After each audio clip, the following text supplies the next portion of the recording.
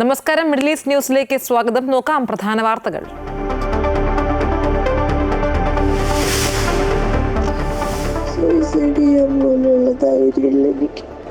ചവിട്ടി കൂട്ടി തന്നെ ഡിസ്റ്റർബൻസ് ആണ് ഉറങ്ങുന്നതിനെന്നും പറഞ്ഞു. ഷാർജയിൽ മരിച്ച അതുല്യ ഭർത്താവ് സതീഷിൽ നിന്ന് അനുഭവിച്ചത് കൊടിയ പീഡനം.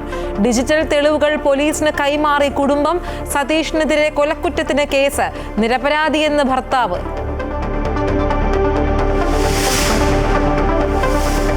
ഗവർണർ രാജേന്ദ്ര അർലേക്കറുമായി കൂടിക്കാഴ്ച നടത്തി മുഖ്യമന്ത്രി പിണറായി വിജയൻ.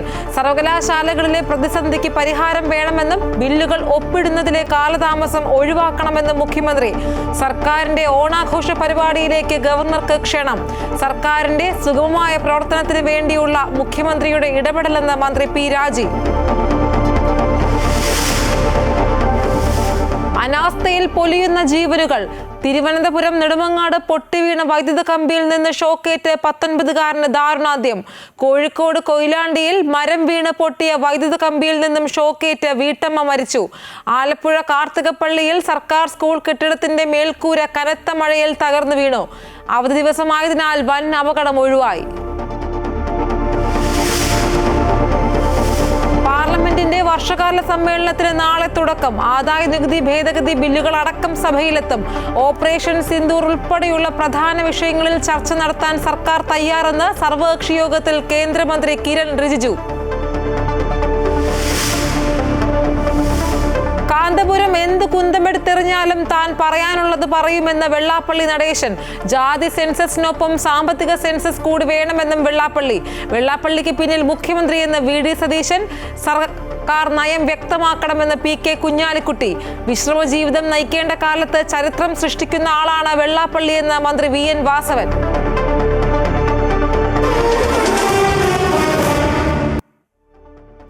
വാർത്തകൾ വിശദമായി നോക്കിയാൽ, ഷാർജയിൽ മലയാളി യുവതിയെ ജീവനൊടുക്കിയ നിലയിൽ കണ്ടെത്തിയ സംഭവത്തിൽ കേസെടുത്ത പോലീസ്. ഭർത്താവ് സതീഷിനെതിരെ കൊലക്കുറ്റം അടക്കം ചുമത്തിയാണ് ചവറ പോലീസ് കേസെടുത്തിരിക്കുന്നത്. സ്ത്രീധന നിരോധന നിയമം, ആത്മഹത്യാ പ്രേരണ കുറ്റം തുടങ്ങി വിവിധ വകുപ്പുകളും ചുമത്തിയിട്ടുണ്ട്. അതുല്യയെ ഭർത്താവ് മർദ്ദിക്കുന്ന ദൃശ്യങ്ങൾ അടക്കം പുറത്തു വന്നിരുന്നു. ഇതും പോലീസ് തെളിവായി സ്വീകരിച്ചിട്ടുണ്ട്. കൊല്ലം തേവലക്കര അതുല്യ ഭവനിൽ രാജശേഖരൻ പിള്ളയുടെയും തുളസിഭായിയുടെയും മകളാണ് മരിച്ച അതുല്യ ശേഖർ. അതുല്യയുടെ അമ്മയുടെയും അച്ഛന്റെയും മൊഴിയുടെ അടിസ്ഥാനത്തിലാണ് ഭർത്താവ് സതീഷിനെതിരെ കേസെടുത്തിരിക്കുന്നത്. ശാസ്താംകോട്ട സ്വദേശിയായ ഭർത്താവ് സതീഷിനെതിരെ ചവറ തെക്കുംഭാഗം പോലീസ് കൊലക്കുറ്റത്തിനുൾപ്പെടെ കേസെടുത്തു. സതീഷ് ക്രൂരമായ പീഡനമാണ് നടത്തിയിരുന്നതെന്നും സതീഷുമായുള്ള വിവാഹബന്ധം ഒഴിവാക്കാൻ മകളോട് ആവശ്യപ്പെട്ടിരുന്നതായും അതുല്യയുടെ മാതാപിതാക്കൾ പറഞ്ഞു. അവളെ അവന് ഒരു ഉപകരണമായിട്ടും വേണ്ടി മാത്രം വെച്ചിരുന്നത്. കാര്യം അവന് ടച്ചിങ് ഉണ്ടാക്കാനും അവന് വറുത്തു കൊടുക്കാനും ഒക്കെ മദ്യപിക്കുമ്പോൾ അവനൊരു സഹായത്തിന് അത് ഒരു ഭാര്യ എന്നുള്ള ഒരു പരിഗണന ഒരിക്കലും അവൻ കൊടുത്തിട്ടില്ല. അവർക്ക് നിയമ നടപടി വേണം. എൻ്റെ കുഞ്ഞിന് നീതി കിട്ടണം. ഒരിക്കലും എൻ്റെ കുഞ്ഞ് ആത്മഹത്യ ചെയ്യത്തില്ല. ഇത്രയും വർഷം എൻ്റെ കുഞ്ഞ് ശാരീരികവും മാനസികമായ പീഡനം അനുഭവം, അതിനുള്ള ശിക്ഷ അവന് നേടിക്കൊടുക്കണം. സതീഷ് കത്തികാട്ടി ഭീഷണിപ്പെടുത്തുന്നതിൻ്റെയും കസേര ഉപയോഗിച്ച് ആക്രമിക്കാൻ ശ്രമിക്കുന്നതിൻ്റെയും ദൃശ്യങ്ങളാണ് തെളിവായി നൽകിയിരിക്കുന്നത്. ഒപ്പം അതുല്യ സുഹൃത്തിന് അയച്ചു നൽകിയ ശബ്ദ സന്ദേശത്തിലും ക്രൂരമായ പീഡന വിവരങ്ങളാണ് ഉള്ളത്. അയാളെ ഉറങ്ങാനായിട്ട് കിടന്നു. ഞാൻ പറഞ്ഞില്ല, ഞാൻ അടുത്ത് മിണ്ടാത്തൊന്നുമില്ലായിരുന്നു. ഞാൻ താഴെ കിടക്കുമായിരുന്നു. അമ്മ ഞാൻ പുതപ്പ് മൂടിയ സംസാരിച്ച അമ്മയെടുത്തു. നീ പോയ കാര്യങ്ങളൊക്കെ അതിനാണ് ചവിട്ടി കൂട്ടി തന്നെ ഡിസ്റ്റർബൻസ് ആണ് ഉറങ്ങുന്നതിനെന്നും പറഞ്ഞു. ഇത്രയൊക്കെ കാണിച്ചിട്ട് അയാളുടെ കൂടെ തന്നെ അയാളുടെ കൂടെ നിൽക്കേണ്ടി വരുന്ന അവസ്ഥയാണ്. പറ്റുന്നില്ല. ഇവരുടെ 10 വയസ്സുള്ള മകൾ അതുല്യയുടെ മാതാപിതാക്കൾക്കൊപ്പമാണ്. ഷാർജയിലെ മോർച്ചറിയിൽ സൂക്ഷിച്ചിട്ടുള്ള മൃതദേഹം നടപടികൾ പൂർത്തിയാക്കി നാട്ടിലെത്തിക്കാനുള്ള ശ്രമത്തിലാണ് ബന്ധുക്കൾ. അമൃത ന്യൂസ്, കൊല്ലം. അതേസമയം മരണപ്പെട്ട അതുല്യയുടെ ഭർത്താവ് സതീഷ് താൻ നിരപരാധിയാണെന്ന വാദവുമായി മാധ്യമങ്ങൾക്ക് മുന്നിലെത്തി. മദ്യപിച്ചതിന് ശേഷം അതുല്യയെ മർദ്ദിച്ചിട്ടുണ്ട് എന്ന് ഇയാൾ പറയുന്നു. പക്ഷേ എല്ലാ ദിവസവും അങ്ങനെയൊന്നും ഉണ്ടാകാറില്ല. കഴിഞ്ഞ നവംബർ മാസത്തിൽ തന്നെ സമ്മതമില്ലാതെ അതുല്യ ഗർഭഛിദ്രം നടത്തിയെന്നും അന്ന് മുതലാണ് ഇരുവരും കൂടുതൽ അകന്നതെന്നും ഇയാൾ പറയുന്നു. അതുല്യയുടെ മരണത്തിൽ തനിക്ക് പങ്കില്ലെന്ന വാദമാണ് ഭർത്താവായ സതീഷിൻ്റേത്. മരണത്തിൽ തനിക്കും സംശയങ്ങളുണ്ട്. പോലീസ് അന്വേഷണവുമായി പൂർണ്ണമായും സഹകരിക്കും. താൻ ഇടയ്ക്കിടെ മദ്യപിക്കുന്ന ആളാണെന്നും അത്തരം സന്ദർഭങ്ങളിൽ അതുല്യെ ഉപദ്രവിച്ചിട്ടുണ്ടെന്നും ഇയാൾ പറഞ്ഞു. ഉപദ്രവം എന്ന് വെച്ച് കഴിഞ്ഞാൽ ഞാൻ ഉപദ്രവിച്ചിട്ടുണ്ട്, ഇല്ലെന്ന് ഞാൻ പറയുന്നില്ല. ഒന്നാമത്തെ കാര്യം എന്ന് വെച്ച് കഴിഞ്ഞാൽ എൻ്റെ ജീവിതത്തിൽ സംഭവിച്ച ഏറ്റവും വലിയ നെഗറ്റീവാണ്. കുറച്ചുനാളായി പരസ്പരം പിരിയാമെന്ന നിലപാടിലായിരുന്നു അതുല്യ. അതിന്റെ കാരണം എന്താണെന്ന് തനിക്കറിയില്ല. സംഭവ ദിവസം രാത്രി താൻ വീട്ടിൽ നിന്ന് പുറത്തുപോയെന്നും കുറച്ചു കഴിഞ്ഞ് ഫാനിൽ തൂങ്ങാൻ തയ്യാറെടുക്കുന്ന ഒരു വീഡിയോ അതുല്യ അയച്ചു തന്നുവെന്നും സതീഷ് പറഞ്ഞു. ഉടനെ തന്നെ താൻ വീട്ടിലെത്തി. കാൽ നിലത്ത് മുട്ടിയ നിലയിലായിരുന്നു അതുല്യയെ കണ്ടത്. ഉടൻ താഴെ ഇറക്കി കിടത്തി. പോലീസിൽ വിവരമറിയിച്ചു. കഴിഞ്ഞ നവംബറിൽ തന്റെ സമ്മതമില്ലാതെ അതുല്യ നാട്ടിലെത്തി ഗർഭഛിദ്രം നടത്തിയിരുന്നു. ഇതിൽ വലിയ മാനസിക വിഷമം തനിക്കുണ്ടായി.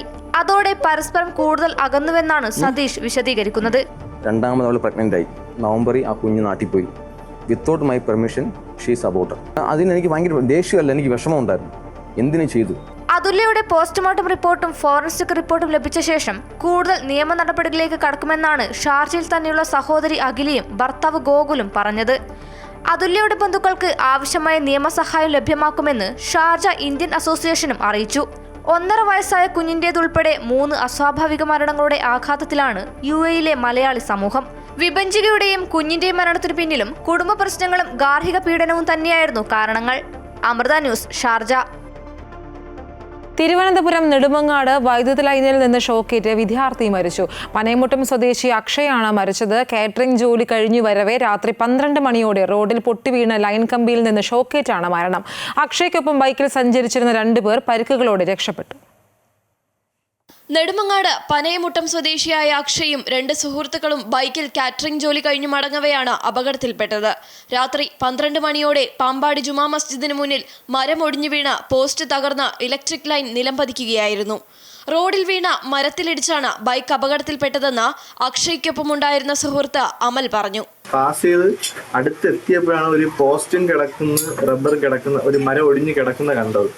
നമുക്ക് പെട്ടെന്ന് ബ്രേക്ക് പിടിച്ചിട്ട് നിർത്താൻ പറ്റില്ല, കാരണം അത്ര അടുത്തെത്തിയിട്ടാണ് കണ്ടത്. വേറെ വെളിച്ചമൊന്നും ഇല്ലായിരുന്നു, ബൈക്കിന്റെ വെട്ടം മാത്രമേ ഉള്ളായിരുന്നു. അടിയിൽ ഇടിച്ച് നമ്മൾ 2 പേര് തെറിച്ച് വീണായിരുന്നു. തെറിച്ച് വീണിട്ട് നമ്മൾ ഇവനെ ചെന്ന് കിച്ചുവിനെ ചെന്ന് പൊക്കിയെടുക്കാൻ ശ്രമിച്ചിട്ടും അപ്പോൾ എന്റെ കൂടെ ഉണ്ടായിരുന്ന ചേട്ടന് ഷോക്കടിച്ച് എനിക്ക് ഷോക്കടിച്ച് അവനെ എടുക്കാൻ പറ്റിയില്ല. മരങ്ങൾ മുറിച്ചു മാറ്റണമെന്ന് ആവശ്യപ്പെട്ടിരുന്നതാണെന്നും പോസ്റ്റിന് കാലപ്പഴക്കമുള്ളതാണെന്നും നാട്ടുകാർ വ്യക്തമാക്കി. നമ്മൾ 6 മാസം അറിയിച്ചൊരു കേസാണ്. തൊട്ടടുത്ത് ഈ ദർസിലെ കുട്ടികളൊക്കെ പഠിക്കുന്നുണ്ട്. അപ്പോൾ അതുമായി നമ്മൾ പല പ്രാവശ്യം കക്ഷിയുടെ പറഞ്ഞിട്ട് കക്ഷി അത് മുറിക്കാൻ തയ്യാറായിട്ടില്ല. അപ്പോൾ അതുമായി ബന്ധപ്പെട്ട് നമ്മൾ ഒരു പരാതി മുകളിലേക്ക് ഇനിയിപ്പോൾ നടപടിയെടുത്ത് മുമ്പോട്ട് പോകുക തന്നെ ചെയ്യും. സ്ഥലം MLA DK മുരളിയും അപകട സ്ഥലം സന്ദർശിച്ചു. പ്രോപ്പർട്ടിയിലൊരു മരമാണ് ഒടിഞ്ഞു വീണത്. അവിടെ മരങ്ങൾ മുറിച്ചു മാറ്റണമെന്ന് ആവശ്യപ്പെട്ടിട്ട് അവരത് ചെവിക്കൊണ്ടില്ല എന്നൊരു വാർത്തയും കേൾക്കുന്നുണ്ട്. അതെല്ലാം ഈ സന്ദർഭത്തിൽ അന്വേഷിക്കേണ്ടത് തന്നെയാണ്. നമുക്കേതായാലും ഇപ്പോൾ ഒരു ചെറുപ്പക്കാരൻ്റെ ജീവൻ നഷ്ടപ്പെട്ടു. ആ കുടുംബത്തോടൊപ്പം നിന്ന് അവരെ ആശ്വസിപ്പിക്കുക എന്നുള്ളതാണ് പ്രാഥമികമായ ഒരു കടമ. നെടുമങ്ങാട് ജില്ലാ ആശുപത്രിയിൽ ഇൻക്വസ്റ്റ് നടപടികൾക്ക് ശേഷം അക്ഷയയുടെ മൃതദേഹം പോസ്റ്റ്മോർട്ടത്തിനായി തിരുവനന്തപുരം മെഡിക്കൽ കോളേജിലേക്ക് മാറ്റി. അമൃത ന്യൂസ്, തിരുവനന്തപുരം. കോഴിക്കോട് കൊയിലാണ്ടിയിൽ മരം വീണ് പൊട്ടിയ വൈദ്യുത കമ്പിയിൽ നിന്നും ഷോക്കേറ്റ് വീട്ടമ്മ മരിച്ചു. കുറുവങ്ങാട് സ്വദേശി ഫാത്തിമയാണ് മരിച്ചത്. ഇന്ന് വൈകിട്ടോടെയായിരുന്നു അപകടം. മരം പൊട്ടി വീണ ശബ്ദം കേട്ട് നോക്കുന്നതിനിടെയാണ് ഫാത്തിമയ്ക്ക് അപകടം സംഭവിച്ചത്. ആലപ്പുഴ കാർത്തികപ്പള്ളിയിൽ സ്കൂൾ കെട്ടിടത്തിന്റെ മേൽക്കൂര തകർന്നു വീണു. കാർത്തികപ്പള്ളി UP സ്കൂൾ കെട്ടിടത്തിന്റെ മേൽക്കൂരയാണ് തകർന്നു വീണത്. അവധി ദിവസമായതിനാൽ വൻ അപകടമാണ് ഒഴിവായത്. ഇന്ന് രാവിലെയാണ് സ്കൂൾ കെട്ടിടത്തിന്റെ മേൽക്കൂര തകർന്നു വീണത്. കനത്ത മഴയിൽ പഴക്കം ചെന്ന കെട്ടിടത്തിന്റെ മേൽക്കൂര നിലം പതിക്കുകയായിരുന്നു. അവധി ദിവസമായതിനാൽ വൻ അപകടമാണ് ഒഴിവായത്. പൊളിഞ്ഞ കെട്ടിടത്തിൽ ക്ലാസ് പ്രവർത്തിച്ചിരുന്നില്ലെന്നാണ് സ്കൂൾ അധികൃതരുടെ വാദം.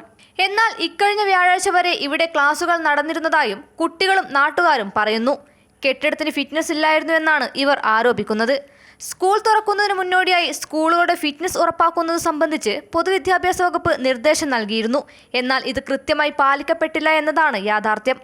സംസ്ഥാന സ്കൂൾ പ്രവേശനോത്സവം നടന്ന ജില്ലയിൽ തന്നെ സ്കൂൾ കെട്ടിടം പൊളിഞ്ഞു വീണത് ഇതിന് തെളിവാണ്. വിഷയത്തിൽ പ്രതിഷേധവുമായി നാട്ടുകാരും BJP കോൺഗ്രസ് പ്രവർത്തകരും രംഗത്തെത്തി. സ്കൂൾ കെട്ടിടത്തിന് മുന്നിൽ കുത്തിയിരുന്ന് കോൺഗ്രസ് പ്രവർത്തകർ പ്രതിഷേധിച്ചു. എന്നാൽ കിഫ്ബി ഫണ്ട് ഉപയോഗിച്ച് മറ്റൊരു കെട്ടിടത്തിന്റെ നിർമ്മാണം അന്തിമഘട്ടത്തിലാണെന്നും അവിടേക്ക് സ്കൂളിന്റെ പ്രവർത്തനങ്ങൾ മാറ്റാനിരിക്കുകയായിരുന്നുവെന്നുമാണ് സ്കൂൾ അധികൃതർ നൽകുന്ന വിശദീകരണം. കുരുന്നുകൾ പഠിക്കുന്ന സ്കൂളുകളിൽ അധികൃതർ കാട്ടുന്ന കുറ്റകരമായ ഈ അനാസ്ഥയ്ക്കെതിരെ നാട്ടുകാർക്കിടയിൽ വലിയ പ്രതിഷേധമാണ് ഉയരുന്നത്. അമൃത ന്യൂസ്, ആലപ്പുഴ. പെരുമ്പാവൂരിൽ സ്കൂൾ മതിലിന്റെ ഒരു ഭാഗം തകർന്നു വീണു. ഓക്കൽ ഗവൺമെന്റ് LP സ്കൂളിന്റെ മതിലിന്റെ ഒരു ഭാഗമാണ് തകർന്നു വീണത്. ശക്തമായ മഴയിൽ മതിൽ തകർന്നു വീഴുകയായിരുന്നു. സ്കൂളിന് പുറകിലുള്ള കനാൽ ബണ്ട് റോഡിലേക്കാണ് മതിൽ വീണത്. അവധി ദിവസമായതിനാൽ വൻ അപകടമാണ് ഒഴിവായത്.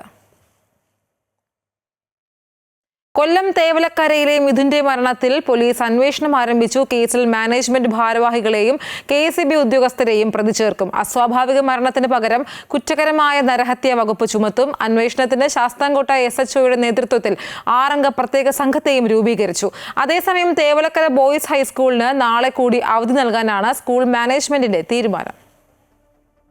മിഥുൻ ഷോക്കേറ്റ് മരിച്ചതിൽ വീഴ്ച വരുത്തിയവരെയെല്ലാം കണ്ടെത്തി പോലീസ് പ്രതിപട്ടികയിൽ ഉൾപ്പെടുത്തും. മരണത്തിൽ നിലവിലെ മാനേജ്മെന്റ് ഭാരവാഹികൾക്ക് പുറമെ സൈക്കിൾ ഷെഡ് നിർമ്മിച്ച സമയത്തെ മാനേജ്മെന്റ് കമ്മിറ്റിക്കെതിരെയും കേസെടുക്കും. KSEB മൈനാഗപ്പള്ളി സെക്ഷനിലെ ഉദ്യോഗസ്ഥരെയും സ്കൂളിന് ഫിറ്റ്നസ് നൽകിയ പഞ്ചായത്ത് അസിസ്റ്റന്റ് എഞ്ചിനീയറും പ്രതികളാകും. കുറ്റക്കാർക്കെതിരെ BNS 106 പ്രകാരം കുറ്റകരമായ നരഹത്യ വകുപ്പ് ചുമത്തും. എന്നാൽ മിഥുന്റെ കുടുംബത്തിന് സ്കൂൾ മാനേജ്മെന്റ് 10 ലക്ഷം രൂപ സഹായം നൽകാൻ തീരുമാനമായി. നാളെ ഉച്ചയ്ക്ക് ശേഷം സ്കൂളിന്റെ സാമ്പത്തിക സഹായം കുടുംബത്തിന് കൈമാറും. എന്ത് നടപടിയും നേരിടാൻ തയ്യാറാണെന്നും മാനേജർ പറഞ്ഞു. അന്വേഷണ സംഘം മാനേജ്മെന്റ് കമ്മിറ്റി യോഗത്തിന്റെ മിനിറ്റ്സ് ബുക്ക് ശേഖരിച്ചു. കൂടുതൽ മൊഴികൾ രേഖപ്പെടുത്തും. മിഥുന്റെ മരണത്തിന് പിന്നാലെ അടച്ച സ്കൂൾ ചൊവ്വാഴ്ച തുറക്കും. നാളെ കൂടി അവധി വേണമെന്നുള്ള സ്കൂൾ മാനേജ്മെന്റിന്റെ അപേക്ഷ DD അംഗീകരിച്ചു. നാളെ രാവിലെ 9:30 സ്റ്റാഫിന്റെയും PTAയുടെയും യോഗം ചേരും. ആ യോഗത്തിൽ അനുശോചന പരിപാടിയും ഉണ്ടാകും. അതേസമയം രാവിലെ 10:30 മഹിളാ മോർച്ച സ്കൂളിലേക്ക് മാർച്ച് നടത്തും. അമൃത ന്യൂസ്, കൊല്ലം. പാർലമെന്റിന്റെ വർഷകാല സമ്മേളനത്തിന് നാളെ തുടക്കമാകും. അതിന് മുന്നോടിയായി സർവകക്ഷി യോഗം ചേർന്നു. ഓപ്പറേഷൻ സിന്ദൂർ ഉൾപ്പെടെയുള്ള വിഷയങ്ങളിൽ ചർച്ച നടത്താൻ സർക്കാർ തയ്യാറെന്ന് സർവകക്ഷി യോഗത്തിൽ കേന്ദ്രമന്ത്രി കിരൺ റിജിജു പറഞ്ഞു. എന്നാൽ വിവാദ വിഷയങ്ങളിൽ പ്രധാനമന്ത്രിയുടെ പ്രസ്താവന തേടുമെന്ന് കോൺഗ്രസും വ്യക്തമാക്കി. 1 മാസം നീണ്ടു നിൽക്കുന്ന പാർലമെന്റ് സമ്മേളനത്തിനാണ് തുടക്കമാവുക. ആദായനികുതി ഭേദഗതി ബില്ലടക്കം ഈ സമ്മേളനത്തിൽ 17 ബില്ലുകൾ പരിഗണനയിൽ വരും. സഭയുടെ സുഗമമായ നടത്തിപ്പ് ഉറപ്പാക്കുക എന്ന ലക്ഷ്യത്തോടെയാണ് സർക്കാർ സർവകക്ഷി യോഗം വിളിച്ചത്. ഓപ്പറേഷൻ സിന്ദൂർ ഉൾപ്പെടെയുള്ള പ്രധാന വിഷയങ്ങളിൽ ചർച്ച നടത്താൻ സർക്കാർ തയ്യാറാണെന്നും സർവകക്ഷി യോഗത്തിൽ കേന്ദ്രമന്ത്രി വ്യക്തമാക്കി. എന്നാൽ ട്രംപിന്റെ അവകാശവാദങ്ങളിലും പെഹൽഗാമിലെ സുരക്ഷാ പരാജയത്തിലും ബീഹാറിലെ വോട്ടർ പട്ടിക പരിഷ്കരണത്തിലും പ്രധാനമന്ത്രി നരേന്ദ്രമോദിയുടെ പ്രസ്താവന തേടുമെന്ന് സർവകക്ഷി യോഗത്തിൽ കോൺഗ്രസ് വ്യക്തമാക്കി. ചർച്ചകളിലെ എല്ലാ ചോദ്യങ്ങൾക്കും മറുപടി നൽകുമെന്നും ഭരണപക്ഷവും പറഞ്ഞു. തുറന്ന മനസ്സോടെയുള്ള ചർച്ചകളാണ് വേണ്ടതെന്നും നിയമങ്ങളെയും പാർലമെന്ററി പാരമ്പര്യങ്ങളെയും വിലമതിക്കുന്നുവെന്നും കേന്ദ്രമന്ത്രി കിരൺ റിജിജു വ്യക്തമാക്കി. मगर पार्लियामेंट का सदन अच्छी तरह से चले ये सबका जिम्मेदारी है. ऑपोजिशन का भी जिम्मेदारी है और सरकार का भी जिम्मेदारी है. പ്രധാനമന്ത്രിയും രാഹുൽ ഗാന്ധിയും സർവകക്ഷി യോഗത്തിൽ പങ്കെടുത്തില്ല. ഓഗസ്റ്റ് 21 വരെയാണ് വർഷകാല സമ്മേളനം. 21 സിറ്റിംഗുകളാണ് ഈ സമ്മേളനത്തിൽ ഉണ്ടാവുക. News desk, Amrita TV. സംസ്ഥാനത്തെ വിവിധ സർവകലാശാലകളിൽ ഭരണ പ്രതിസന്ധി നിലനിൽക്കുന്ന സാഹചര്യത്തിൽ മുഖ്യമന്ത്രി പിണറായി വിജയൻ ഗവർണർ രാജേന്ദ്ര വിശ്വനാഥ് ആർലേക്കറുമായി കൂടിക്കാഴ്ച നടത്തി. സർവകലാശാലകളിലെ പ്രതിസന്ധിക്കുള്ള പരിഹാരവും ബില്ലുകൾ ഒപ്പിടുന്നതിലെ കാലതാമസവും ഒഴിവാക്കണമെന്ന് മുഖ്യമന്ത്രി ഗവർണറോട് ആവശ്യപ്പെട്ടു. സർക്കാരിന്റെ ഓണാഘോഷ പരിപാടിയിലേക്ക് ഗവർണറെ ക്ഷണിച്ചതിന് ശേഷമാണ് മുഖ്യമന്ത്രി മടങ്ങിയത്. 40 മിനിറ്റിൽ കൂടുതൽ നീണ്ടുനിന്ന കൂടിക്കാഴ്ചയിൽ സർവകലാശാലയിലെ ഭരണ പ്രതിസന്ധി പൂർണ്ണമായും മാറ്റണം, ഒഴിവുകളുള്ള ഇടങ്ങളിലെ വൈസ് ചാൻസലർമാരുടെ നിയമനം വേഗത്തിലാക്കണം, കേരള സർവകലാശാലയിൽ സിൻഡിക്കേറ്റ് യോഗം വിളിക്കണം, ഗവർണറുടെ ഒപ്പിന് കാത്തിരിക്കുന്ന സർക്കാർ സമർപ്പിച്ച ബില്ലുകളിൽ തീരുമാനമുണ്ടാക്കണം, സർക്കാരിന്റെ ഓണാഘോഷ പരിപാടിയിൽ പങ്കെടുക്കണം എന്നീ ആവശ്യങ്ങളാണ് മുഖ്യമന്ത്രി രേഖാമൂലം ഗവർണറോട് ആവശ്യപ്പെട്ടത്. സർക്കാരിന്റെ പ്രവർത്തന വേഗതയ്ക്ക് രാജ്ഭവന്റെ പൂർണ്ണ പിന്തുണയുണ്ടെന്ന് ഗവർണർ മുഖ്യമന്ത്രിയെ അറിയിക്കുകയും ചെയ്തു. എന്നാൽ ഇപ്പോഴും പോരു തുടരുന്ന ഭാരതാംബ വിവാദവും ഗവർണർക്കും രാജ്ഭവനിലേക്കുമുണ്ടായ SFI DYFI പ്രതിഷേധങ്ങളും കൂടിക്കാഴ്ചയിൽ ചർച്ചയായില്ല എന്നതും ശ്രദ്ധേയമാണ്. ഡിജിറ്റൽ സർവകലാശാല വൈസ് ചാൻസലർ പട്ടികയിലേക്ക് MS Rajashree, MK Jayaraj, KP Sudheer എന്നിവരുടെ പേരുകളും മുഖ്യമന്ത്രി കൈമാറി. ഗവർണറുടെ ചായ സൽക്കാരത്തിന് ശേഷമാണ് മുഖ്യമന്ത്രി രാജ്ഭവനിൽ നിന്നും മടങ്ങിയത്. അമൃത ന്യൂസ്, തിരുവനന്തപുരം. മുഖ്യമന്ത്രിയും ഗവർണറുമായുള്ള കൂടിക്കാഴ്ച സ്വാഭാവികമെന്ന് മന്ത്രി P രാജീവ്. ഭരണനിർവഹണ സംവിധാനത്തിന്റെ ഭാഗമായി ഇത്തരം കൂടിക്കാഴ്ചകൾ അനിവാര്യമാണ്. ഭരണനിർവഹണ വകുപ്പാണ് സ്ത്രീധന നിരോധന നിയമത്തിൽ ഭേദഗതി വേണോ എന്നത് പരിശോധിക്കേണ്ടതെന്നും മന്ത്രി പറഞ്ഞു. സാധാരണഗതിയിൽ മുഖ്യമന്ത്രിയും ഗവർണറും തമ്മിലുള്ള കൂടിക്കാഴ്ചകൾ സ്വാഭാവികമാണ്. അതിനകത്ത് അസ്വാഭാവികതകളൊന്നുമില്ല. അത് നമ്മുടെ ഭരണനിർവഹണ പ്രക്രിയയുടെ ഒഴിച്ചുകൂടാനാവാത്ത ഭാഗമാണ്. കൂടിക്കാഴ്ചകളാകാം, സംഭാഷണങ്ങളാകാം, അതെല്ലാം ഭരണനിർവഹണത്തിന്റെ ഭാഗമായി വരുന്നതാണല്ലോ. ഇതിനകത്ത് ചർച്ചകൾ ഭരണനിർവഹണത്തിൽ ഗവർണറുടെ ഉത്തരവാദിത്വം നിർവഹിക്കാനുണ്ട്, ഗവൺമെന്റ് ഉത്തരവാദിത്വം നിർവഹിക്കാനുണ്ട്. രണ്ടു കൂട്ടരും അത്തരം കാര്യങ്ങൾ ചർച്ച ചെയ്യേണ്ടി വരുന്ന ഘട്ടങ്ങളിൽ ചർച്ച ചെയ്യാറുണ്ട്. മറ്റു വാർത്തകൾ നോക്കിയാൽ കുവൈറ്റിൽ നിന്നും പുറത്തേക്ക് പോകുന്ന പ്രവാസികൾക്ക് തൊഴിലുടമയിൽ നിന്നും എക്സിറ്റ് പെർമിറ്റ് ഉണ്ടായിരിക്കണമെന്ന നിയമം നടപ്പിലാക്കിയത് മുതൽ ഇതേവരെയായി 1,00,000 പേർക്ക് ഇവ അനുവദിച്ചതായി മാനവശേഷി സമിതി അധികൃതർ. മധ്യവേനൽ അവധിയുമായി ബന്ധപ്പെട്ട യാത്രാ സീസൺ ആരംഭിച്ചതോടെ വരും ദിവസങ്ങളിൽ ഇതിന്റെ എണ്ണം ഇരട്ടിയായി വർദ്ധിക്കുമെന്ന് പ്രതീക്ഷിക്കുന്നതായും അധികൃതർ അറിയിച്ചു. എക്സിറ്റ് പെർമിറ്റിന് അപേക്ഷ സമർപ്പിച്ച ജീവനക്കാർക്ക് സ്പോൺസർ അനുമതി നിഷേധിച്ചതുമായി ബന്ധപ്പെട്ട പരാതികൾ നാമമാത്രമാണെന്നും അധികൃതർ വ്യക്തമാക്കി. യാത്രാവേളയിൽ എക്സിറ്റ് പെർമിറ്റിന്റെ പ്രിന്റ് ചെയ്ത പകർപ്പ് കയ്യിൽ കരുതണം. വിമാന കമ്പനികളുടെ ആവശ്യപ്രകാരമാണ് ഇതെന്നും അധികൃതർ അറിയിച്ചു. കുവൈറ്റിൽ നിന്നും പുറത്തേക്ക് യാത്ര ചെയ്യുന്ന 18-ാം നമ്പർ വിസയിൽ ജോലി ചെയ്യുന്ന പ്രവാസി ജീവനക്കാർ തൊഴിലുടമയിൽ നിന്നും എക്സിറ്റ് പെർമിറ്റ് നേടണമെന്ന നിയമം ഈ മാസം 1 മുതലാണ് പ്രാബല്യത്തിൽ വന്നത്. UAE-യിൽ സ്വകാര്യ മേഖലയിൽ ജോലി ലഭിക്കുന്നതിന് മുൻപായി ജോലിയുമായി ബന്ധപ്പെട്ട വിശദാംശങ്ങൾ അടങ്ങിയ ഓഫർ ലെറ്റർ നിർബന്ധമാണെന്ന് മാനവ വിഭവശേഷി സ്വദേശിവൽക്കരണ മന്ത്രാലയം അറിയിച്ചു. തൊഴിലിന്റെ വിശദാംശങ്ങൾ തൊഴിലാളി വായിച്ച് ബോധ്യപ്പെട്ട് ഒപ്പിട്ട് നൽകണം. ഇരു കൂട്ടരും അംഗീകരിച്ച മന്ത്രാലയം സാക്ഷ്യപ്പെടുത്തിയ തൊഴിൽ കരാറും തയ്യാറാക്കണം. ഓഫർ ലെറ്റർ അടിസ്ഥാനമാക്കിയാകണം തൊഴിൽ കരാർ തയ്യാറാക്കേണ്ടത്. ജോലി സംബന്ധിച്ചും വേതനം ഉൾപ്പെടെയുള്ള ആനുകൂല്യങ്ങൾ സംബന്ധിച്ചും തൊഴിൽ കരാറിൽ രേഖപ്പെടുത്തണം. തൊഴിലാളി സാമൂഹ്യ സുരക്ഷാ ഇൻഷുറൻസ് എടുക്കണം. സന്ദർശക വിസയിൽ ജോലി ചെയ്യുന്നതിനും താൽക്കാലിക ജോലികൾക്കും മന്ത്രാലയത്തിന്റെ അനുമതിയില്ല. രാജ്യത്ത് ജോലി ചെയ്യുന്നത് സംബന്ധിച്ചുള്ള മാനദണ്ഡങ്ങൾ പാലിക്കാത്തത് തൊഴിൽ തട്ടിപ്പുകൾക്ക് കാരണമാകുമെന്നും മന്ത്രാലയം വ്യക്തമാക്കുന്നു.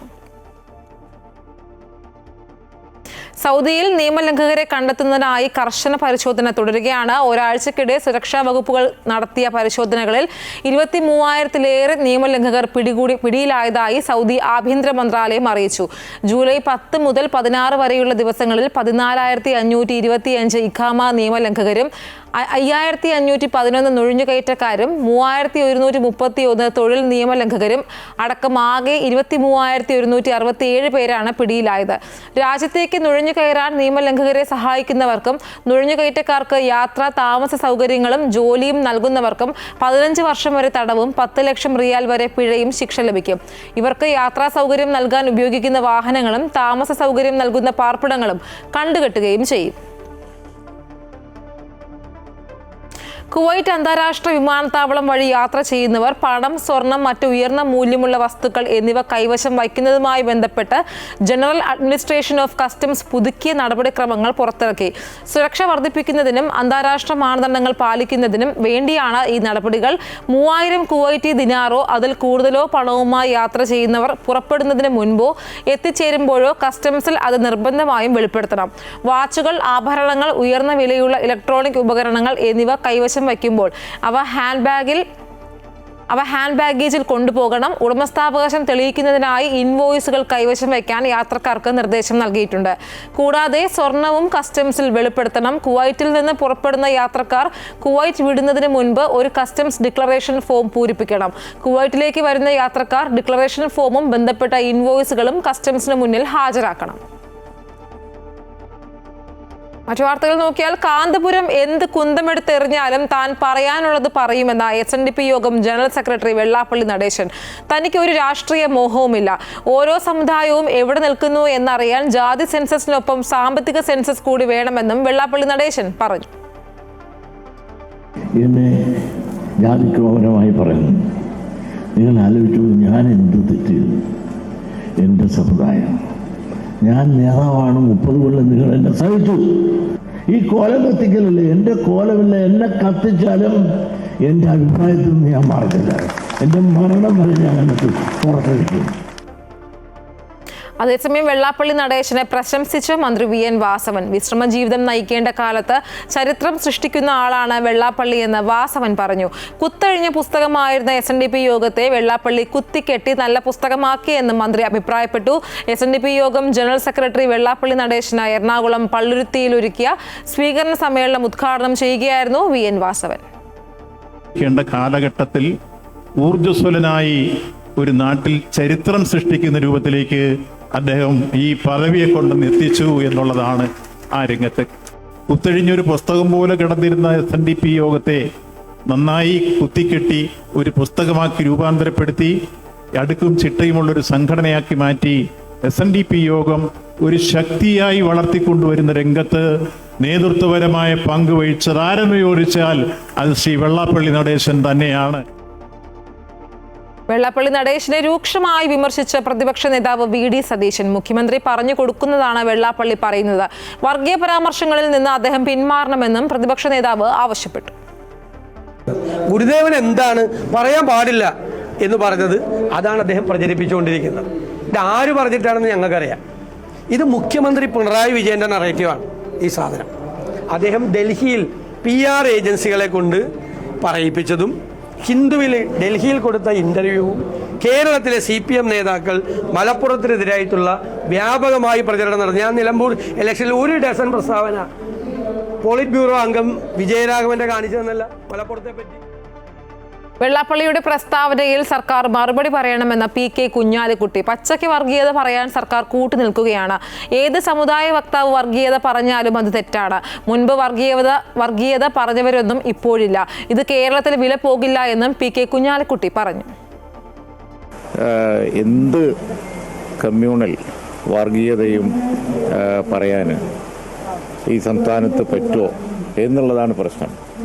ഏത് സമുദായ വക്താവ് പറഞ്ഞാലും മുസ്ലിമാവട്ടെ, ക്രിസ്ത്യാനി ആവട്ടെ, ഹിന്ദു ആവട്ടെ, ആരാവട്ടെ, ഈ അതിൽ തന്നെ ജാതീയമായി വേർതിരിഞ്ഞാവട്ടെ, ഇങ്ങനെ പച്ചക്ക് വർഗീയത പറഞ്ഞാൽ അത് സമൂഹത്തിൻ്റെ ഇടയിൽ സ്പർദ്ധ ഉണ്ടാക്കുകയും. അഹമ്മദാബാദിൽ തകർന്ന വിമാനത്തിന്റെ വൈദ്യുതി വിതരണത്തിൽ തകരാർ ഉണ്ടായിരുന്നോ എന്നറിയാൻ നിർണായക പരിശോധന. ബ്ലാക്ക് ബോക്സ് പൂർണ്ണമായും കത്തിയമർന്നത് സംശയം ബലപ്പെടുത്തുന്നു. വിമാനത്തിന്റെ ട്രാൻസ്ഡ്യൂസറിലെ അറ്റകുറ്റപ്പണി തീർത്തത് വിമാനം പുറപ്പെടുന്നതിന് 1 മണിക്കൂർ മുമ്പാണെന്നും റിപ്പോർട്ടുകളുണ്ട്. എയർക്രാഫ്റ്റ് ആക്സിഡന്റ് ഇൻവെസ്റ്റിഗേഷൻ ബ്യൂറോ വിമാനത്തിന്റെ പിൻഭാഗത്തെ ഘടകങ്ങളുടെ വിശദമായ വിശകലനം നടത്തുമെന്നാണ് വിവരം. ടെയിലിലെ വൈദ്യുത തീപിടുത്തം പറന്നുയരാൻ തുടങ്ങിയപ്പോൾ വിമാനത്തിന്റെ ഏതെങ്കിലും യന്ത്രഭാഗങ്ങളിലുണ്ടായ തകരാർ മൂലമാണോ അതോ ആഘാതത്തെ തുടർന്നുണ്ടായതാണോ എന്നാണ് പരിശോധിക്കുക. വിമാനം പറന്നുയരുന്നതിന് മുമ്പ് വൈദ്യുത തകരാർ സംഭവിച്ചിട്ടുണ്ടെങ്കിൽ ഫ്ലൈറ്റ് സെൻസറുകളുടെ പ്രവർത്തനത്തെ തടസ്സപ്പെടുത്തുമെന്നും ഇന്ധന വിതരണം നിർത്താൻ വിമാനത്തിന്റെ എഞ്ചിൻ കൺട്രോൾ യൂണിറ്റിന് തെറ്റായ സന്ദേശം നൽകാൻ സാധ്യതയുണ്ടെന്നും അന്വേഷണത്തിന്റെ ഭാഗമായ ഒരു ഉദ്യോഗസ്ഥൻ ദേശീയ മാധ്യമങ്ങളോട് പറഞ്ഞതായാണ് വിവരം. വിമാനത്തിന്റെ ട്രാൻസ്ഡ്യൂസറിൽ അറ്റകുറ്റപ്പണികൾ നടത്തിയതിനും തെളിവുണ്ട്. ട്രാൻസ്ഡ്യൂസറിലെ തകരാർ വിമാനത്തിലെ മുഴുവൻ വൈദ്യുത സംവിധാനത്തെയും ബാധിക്കുന്നതാണ്. ലണ്ടനിലേക്ക് വിമാനം പുറപ്പെടുന്നതിന് 1 മണിക്കൂർ മുമ്പാണ് ഈ പ്രശ്നം പരിഹരിച്ചതെന്നും റിപ്പോർട്ടുകളുണ്ട്. News desk Amrita TV. വാഹനാപകടത്തിൽ ഗുരുതരമായി പരിക്കേറ്റ് റിയാദിലെ ആശുപത്രിയിൽ 20 വർഷമായി അബോധാവസ്ഥയിൽ കഴിഞ്ഞ സൗദി രാജകുടുംബാംഗമായ Alwaleed bin Khalid bin Talal രാജകുമാരൻ അന്തരിച്ചു. 36 വയസ്സായിരുന്നു. സൗദി അറേബ്യയുടെ ഉറങ്ങുന്ന രാജകുമാരൻ എന്നാണ് ലോകമാധ്യമങ്ങൾ അൽവലിദ് രാജകുമാരനെ വിശേഷിപ്പിച്ചിരുന്നത്. ഖാലിദ് ബിൻ ത്വലാൽ രാജകുമാരന്റെ മകനായ അൽവലിദ് രാജകുമാരന്റെ ജീവൻ Riyadh King Abdul Aziz medical സിറ്റിയിൽ ലൈഫ് സപ്പോർട്ടിലാണ് നിലനിർത്തിയിരുന്നത്. 2005-ൽ ബ്രിട്ടനിലെ സൈനിക കോളേജിൽ പഠിക്കുമ്പോൾ ഉണ്ടായ കാർ അപകടത്തിൽ തലച്ചോറിന് പരിക്കേറ്റതിനെ തുടർന്നാണ് അബോധാവസ്ഥയിലായത്. OICC വെസ്റ്റേൺ റീജിയണൽ കമ്മിറ്റി ഉമ്മൻചാണ്ടിയുടെ 2ാം ചരമവാർഷിക അനുസ്മരണ സമ്മേളനം സംഘടിപ്പിച്ചു. അതിർവരമ്പുകളില്ലാതെ ജനങ്ങളെ സ്നേഹിക്കുകയും ജനങ്ങൾ സ്നേഹിക്കുകയും ചെയ്ത അതുല്യനായ നേതാവായിരുന്നു ഉമ്മൻചാണ്ടി എന്ന് അനുസ്മരണ സമ്മേളനത്തിൽ സംസാരിച്ചവർ അഭിപ്രായപ്പെട്ടു. കമ്മിറ്റി പ്രസിഡന്റ് ഹക്കീം പാറക്കൽ അധ്യക്ഷനായിരുന്നു. ഷെരീഫ് അറയ്ക്കൽ ഉദ്ഘാടനം ചെയ്തു. യൂത്ത് കോൺഗ്രസ് സംസ്ഥാന ജനറൽ സെക്രട്ടറി തൻസീർ കണ്ണനാംകുഴി മുഖ്യപ്രഭാഷണം നടത്തി. ജനറൽ സെക്രട്ടറി അസ്ഹാബ് വർക്കല, നൌഷാദ് ചാലിയാർ തുടങ്ങിയവർ സംസാരിച്ചു. മക്ക KMCC സെൻട്രൽ കമ്മിറ്റിയുടെ നേതൃത്വത്തിൽ ഹജ്ജ് വോളണ്ടിയർ സംഗമം സംഘടിപ്പിച്ചു. മക്ക ഷാറ അൽ ഹജ്ജിലുള്ള അസായിൽ ഓഡിറ്റോറിയത്തിൽ വെച്ച് നടന്ന പരിപാടിയിൽ 100 കണക്കിന് ആളുകൾ പങ്കെടുത്തു. കുട്ടികളുടെ കലാപ്രകടനങ്ങൾ കൊണ്ട് ആരംഭിച്ച പരിപാടിയിൽ മുഴുവൻ വോളണ്ടിയർമാരെയും മെഡലും മൊമന്റോയും നൽകി ആദരിച്ചു. Saudi national KMCC president Kunjumon കാക്കിയ അധ്യക്ഷനായ പരിപാടി ഹജ്ജ് സെൽ ക്യാപ്റ്റൻ മുസ്തഫ മുഞ്ഞക്കുളം ഉദ്ഘാടനം ചെയ്തു. ഓർഗനൈസർ മുസ്തഫ മലയിൽ പരിപാടി നിയന്ത്രിച്ചു. ജനറൽ സെക്രട്ടറി മുജീബ് പൂക്കോട്ടൂർ സ്വാഗതവും നാസർ ഉണ്ണിയാൽ നന്ദിയും പറഞ്ഞു. മിഡിൽ ഈസ്റ്റ് വാർത്തകൾ ഇവിടെ സമാപിക്കുന്നു. കൂടുതൽ വാർത്തകൾക്കായി അമൃത ന്യൂസ് യൂട്യൂബ് കാണുക. നമസ്കാരം.